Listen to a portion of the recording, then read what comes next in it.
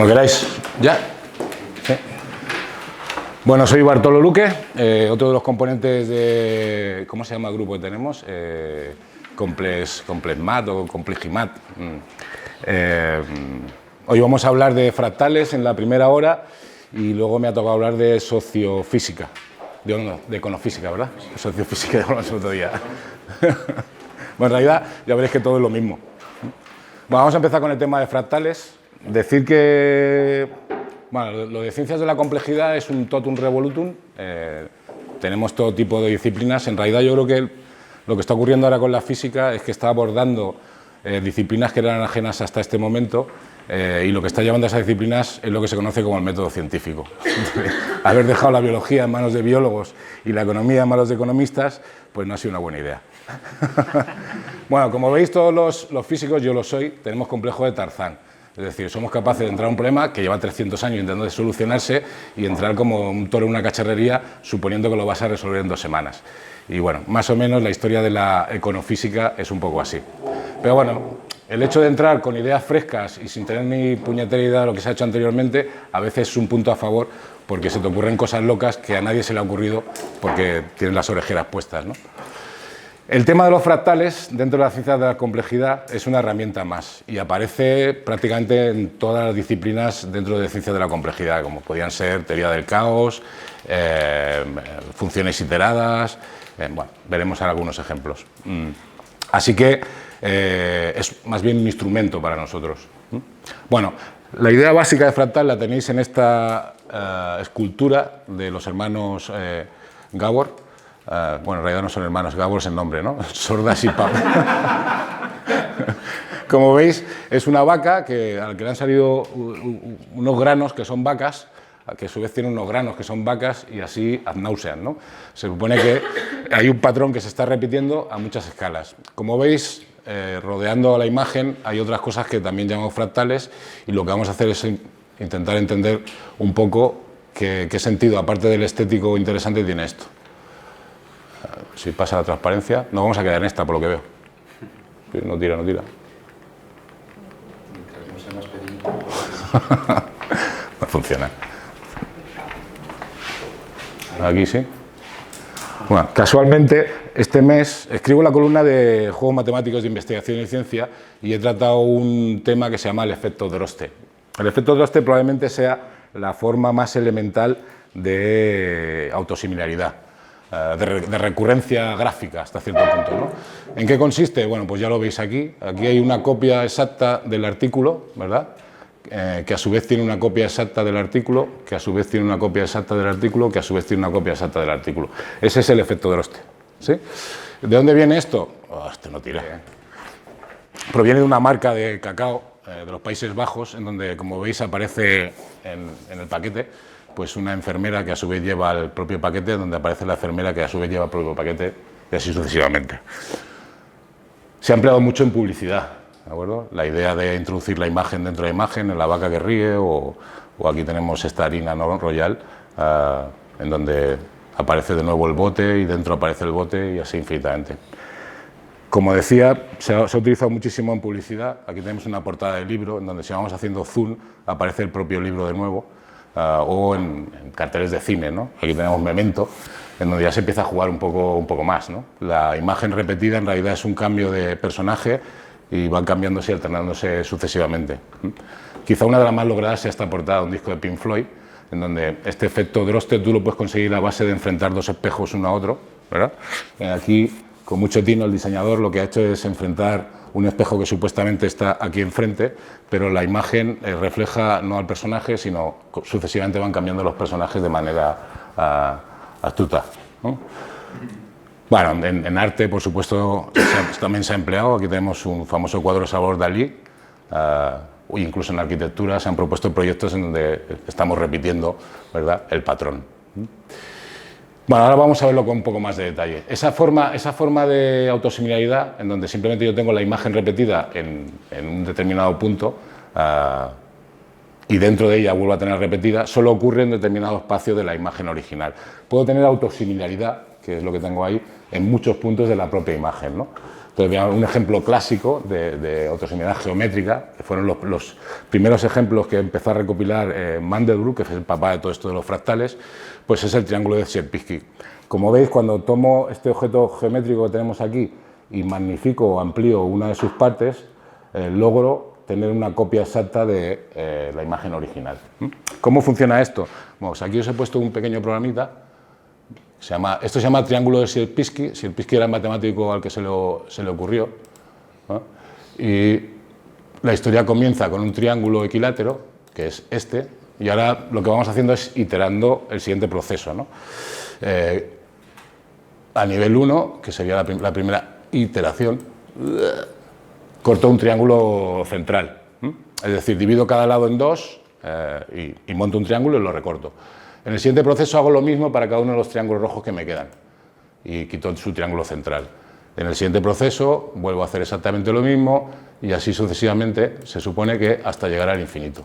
Cuando llego al infinito, esto estará tan apolillado, ¿verdad?, que en realidad lo que me va a quedar va a ser una línea muy retorcida. Ya veremos qué propiedades tiene. Vale, matemos esto. Bueno, esa autosimilaridad no implica que tenga que coger siempre el mismo trozo, ¿no? Si pillo este trozo, no cualquiera, o incluso podría pillar este de aquí abajo, el que fuera, y amplío, pues vuelvo a tener, y rescalo adecuadamente, no amplío, vuelvo a tener la imagen original. Puedo hacer exactamente lo mismo ahora sobre esa imagen, volver a ampliar, y esa ampliación la puedo repetir infinitas veces y siempre volvería a obtener el triángulo de Sierpinski. Obviamente, eso no lo podemos dibujar, ¿no? Bueno, ¿qué cosa rara pasa con estos monstruos patológicos de la geometría que tuvieron su importancia en matemáticas, sobre todo en los tiempos en los que se intentaba, a finales del 19, principios del 20, definir qué era una función? La continuidad, la derivabilidad, etc. Bueno, pues estos monstruos se generaron y se crearon por parte de los matemáticos para dar cuenta de que esa historia, la continuidad y la derivabilidad de una curva era algo complicado, la definición de una función, ¿no? Por ejemplo, aquí tenemos la curva de Koch, también se llama el copo de nieve, la isla del diablo, tiene nombres muy sugerentes. Ya veis cómo es el proceso de generación, más o menos, ¿no? Partiendo de nuevo desde un triángulo equilátero. Si volvemos a utilizar un programa, esta sería la cuarta iteración, ¿vale? El copo de nieve de Koch empieza también con un triángulo. Lo que hacemos es, sobre cada uno de sus lados, que es dividido en 3 trozos, en la parte central levantamos de nuevo una tienda de campaña, ¿no? Un triángulo. De modo que al primer... Joder, tengo Parkinson. ¿Vale? Ahora, sobre cada una de las líneas vuelvo a dividir en 3 trozos y en mitad de cada una de ellas vuelvo a levantar otro pincho. Y sobre cada una de esas líneas vuelvo a hacer exactamente lo mismo. Y voy repitiendo. ¿De acuerdo? Bueno, esto tiene propiedades muy curiosas, porque si llevo esto al infinito, en realidad, si intento calcular la tangente a cualquier punto, yendo por la derecha o yendo por la izquierda, me va a dar cosas distintas. Luego, la tangente no existe, la derivada no existe, y esto es una curva continua, pero no derivable en ninguno de sus puntos. Un objeto realmente extraño. Pero bueno, tiene un montón de cosas raras, ¿vale? Por ejemplo,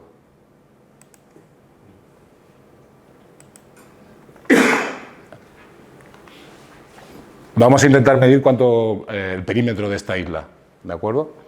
Fijaros que si nos fijamos solamente en uno de los lados, por ejemplo este de aquí, el patrón inicial sería una línea recta, es decir, la iteración 0 mide 1, si suponemos que esto mide 1 centímetro, y en la iteración 0 tengo 1, 2 y 3 líneas como esa, ¿no? O sea, lo que mediría sería 3 por 1, serían 3. Vale, si vais midiendo a cada paso qué longitud tiene cada una de estas líneas, pues simplemente se multiplica por 1/3 de la longitud original, ¿no? De modo que en el paso enésimo será 1/3 elevado a n lo que mide cada uno de estos cachitos, ¿no? Que cada vez son más pequeños. Y el número de cachitos que tengo, pues dependiendo de la iteración, va a ser 4 elevado a n, porque tengo 4 piezas, ¿verdad? Multiplicado por 3 porque tengo 3 lados. Entonces, si quiero saber cuánto mide el perímetro de esta isla, que como podéis comprobar, si hago un círculo tiene un área finita, ¿de acuerdo? Es el siguiente. Si hago el límite a la iteración infinita, que es cuando tendría el copo de nieve, lo que obtendría es que cuando n tiende a infinito, como esto es 4/3, ¿verdad? Pues me va a infinito. Es decir, que el perímetro de esta extraña figura es infinito y sin embargo su área es finita. Es una cosa verdaderamente rara para un objeto geométrico. Y los matemáticos estaban muy chinados con el tema.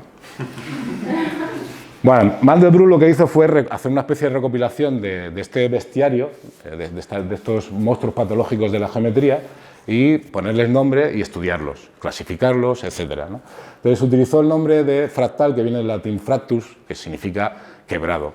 Y ya habéis visto que en la isla de Cobb la cosa está bien quebrada, ¿no? Hay un montón de ellos. El polvo de Cantor es uno de ellos, ¿no? Es muy, muy famoso. Tienes una línea recta, no tan gruesa como esta, sino una línea. La divides en 3 trozos, quitas la parte central y sucesivamente con cada uno de los trozos que tienes vuelves a repetir la misma operación. Iteras ese proceso infinitamente. Todos estos fractales surgen de la iteración repetida de un proceso, ¿no? A partir de una semilla base, ¿no? Bueno, en realidad esto tiene una serie de propiedades de lo más curioso. Es un polvo, en realidad ninguno de los puntos es conexo. En fin, tienes una serie de propiedades muy interesantes para los topólogos. Este de aquí sería el ejemplo de lo que se llama la carpeta de Sierpinski o la alfombra de Sierpinski. De nuevo, tú lo que haces es divides en 9 trozos tu cuadrado inicial y quitas el central. Y repites eso para cada uno de los cuadrados que te van quedando. Vuelves a hacerlo sobre este y luego vuelves a hacerlo sobre este, etc. De nuevo, lo que te queda finalmente aquí es una curva, ¿vale? Porque has apolillado tanto el sistema que prácticamente no queda una superficie. Cuando tenemos esto en 3 dimensiones, que se llama la esponja de Menger, tiene propiedades de lo más curiosas. Si podemos hacer los cálculos que hicimos antes e intento calcular cuál es el volumen de esto, ¿no? Repitiendo el esquema aquí, lo que tendría serían cubos y quitaría los cubos centrales. Si lo repito infinitamente, lo que me acaba quedando es una esponja que tiene una superficie infinita y un volumen cero. O sea, rara. Más cosas raras que venían de las curvas de Peano de Hilbert, para que sepáis, Peano era un lógico, Hilbert un gran matemático, empiezan con esta semilla, ¿de acuerdo? Sobre cada una de las líneas que dibujo aquí se vuelve a utilizar el mismo patrón de una U, ¿no? Y eso se repite infinitamente, ¿no? Hasta donde llega el dibujante, ¿de acuerdo? Lo curioso de esta curva de Peano, por ejemplo, es que se puede demostrar que pasa solo una vez por todos los puntos del plano. Es decir, recubre el plano exactamente, lo cual es raro, porque se supone que yo puedo parametrizar el plano R2 con un solo número, ¿vale? Pero la dimensión es 2, ¿cómo puedo parametrizarlo con uno solo? Bueno, entonces me puedo preguntar, ¿esta curva tiene dimensión 1 o tiene dimensión 2? Incluso tiene sentido esa pregunta. Bueno, pues una de las cosas que caracteriza a los fractales es justamente que tienen dimensiones que no son enteras. Vamos a ver de qué va eso. Para ello voy a utilizar unas transparencias que utilicé hace poco para hablar de monstruos en ciencia ficción, ¿vale? Y va de lo siguiente, de escala. Bueno, como sabéis, en la ciencia ficción ha habido un montón de monstruos famosos. El primero y más reconocible es King Kong, que es del 33, película que os recomiendo. Pero en los años 50, con el tema del acabose de la Segunda Guerra Mundial y las radiaciones, ¿no?, nucleares, pues empezaron a surgir monstruos en el cine de todo tipo, ¿vale? Teníamos hormigas gigantes en el 54, Godzilla, por parte de los japos, que tiene el récord en tamaño, 120 metros de monstruo. Se vinieron arriba, Tarántula, la mantis y nuestra favorita, es que teníamos un curso de libre elección de ciencia ficción y hemos visto todas estas películas, aunque parezca mentira que se puedan ver. Nuestra favorita era la babosa gigante. Ahora, de hecho, hay como una especie de vuelta otra vez, ¿no? Bueno, ¿por qué hablo de esto? La pregunta es, ¿el tamaño importa? Bueno, pues vamos a verlo. Sí que importa, y ya se dio cuenta pues uno de los padres de la física, ¿no? Galileo Galilei ya hablaba de la ley cuadrático-cúbica, que básicamente te dice que cuando un objeto crece sin cambiar su forma, ¿vale?, pues su superficie crece con el cuadrado de alguna longitud que le sea característica, como por ejemplo la altura, ¿no? Mientras que el volumen pues crece como el cubo de dicha longitud, ¿vale? De ahí que se deducen. Bueno, pues fijaros, si yo sé que la superficie de mi cuerpo va como R cuadrado, donde R es esa longitud característica, ¿vale?, sea una vaca esférica sin rozamiento. Vale, si multiplico por 2, hago una ampliación, doblo el tamaño del bicho, ¿de acuerdo? Yo sé que su superficie va a aumentar 4 veces, ¿de acuerdo? Sin embargo, como el volumen va al cubo, si lo que hago es duplicar su tamaño característico, su altura, por ejemplo, su volumen y por lo tanto su peso se multiplica por 8. O sea, va muy descompensada la superficie del peso. La superficie normalmente tiene que ver con la fuerza que podemos hacer o la resistencia, y el volumen con el peso. Entonces, bueno, pues de aquí se deduce que los melones y las sandías tienen que salir en el suelo y las manzanas pueden estar colgadas de los árboles, ¿vale? El pedúnculo de la manzana es pequeño, pero el peso de la manzana no es excesivamente grande. Si te vas más allá duplicando su tamaño, esto no funcionaría, porque la resistencia, la tensión que puede soportar el pedúnculo de la manzana, no soportaría el peso de la manzana al doblar su tamaño, ¿vale? Porque su peso aumentaría 8 veces y no 4. Muy bien, da igual, en el cine eso no era ningún problema, ¿no? O sea, pues tuvimos el ataque de la mujer de 50 pies, y también el sorprendente hombre colosal, al que cuando crecía los calzoncillos se le acababan manteniendo igualmente, como el trajecillo de la chica. En realidad todo esto tiene una serie de problemas. O sea, me podéis interrumpir cuando queráis, ¿eh? Si tenéis algún comentario sobre estas películas. En realidad los monstruos son difíciles de conseguir, estos tamaños son ridículos porque no fallarían los riñones, fallarían los pulmones, yo qué sé, si por ejemplo pensáis en el tamaño que tendría que tener el carrillo de uno de estos personajes, pues si haces un poco los cálculos, pues te sale que pesaría como unos 18 kilos, o sea, el aspecto sería como bastante decaído y no digamos si nos fijamos en otras cosas, ¿no? O sea, no funcionaría, ¿vale? Bueno, ¿por qué hablo de todo esto? Habéis visto lo que se llama una ley de escala. Vale, ahora vamos a ver cómo un físico puede utilizar eso para hacer el payaso, ¿vale? Que es lo que hacía en la radio, cuando hacíamos un programa de radio que se llama Sonidos de la Ciencia en Radio Nacional, y para hablar sobre monstruos y scaling utiliza este ejemplo. Bueno, aquí veis las cuerdas vocales, que es lo que nos permite, una de las cosas que nos permiten hablar, funcionan como la cuerda de una guitarra, ¿de acuerdo? A 250 Hz es la media de frecuencia a la que hablan las mujeres y a 150 los hombres. La voz de los hombres es más grave y nos resulta muy sencillo distinguir sexo masculino de sexo femenino. Eso es lo que los biólogos llaman dimorfismo sexual. Bueno, el estudio de ese tipo de cosas, de los tamaños, es lo que se conoce como alometría, la relación entre el tamaño y la forma, y un campeón de eso fue D'Arcy Thompson, con este libro, que es un libro de cabecera de todos los biólogos de los sistemas complejos.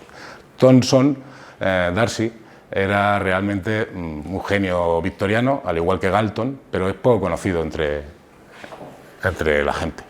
Bueno, a lo que voy. La frecuencia para una cuerda vibrante fija, como la de una guitarra, y también funciona para una cuerda como la que tenemos en la garganta, pues sigue estas relaciones entre la longitud de la cuerda, la tensión de la cuerda y la densidad lineal, ¿vale? Bueno, si hacen las cuentas, colocando la densidad lineal, al final lo que encuentras es que la frecuencia a la que va a vibrar la cuerda, ¿de acuerdo?, es proporcional al inverso del cuadrado de la longitud de la cuerda, ¿vale? Eso es lo que nos tenemos que quedar. La frecuencia de la cuerda es proporcional a el inverso a 1 partido por L². Eso es lo que llamamos una ley de escala, ¿sí?